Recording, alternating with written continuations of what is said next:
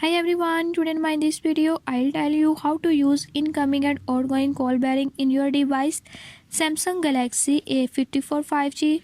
In this device Samsung Galaxy A54 5G, I'll show you how you can do it. Before jumping to the video, if you are new to my channel, don't forget to subscribe and press bell icon. Watch complete video and learn how you can do it.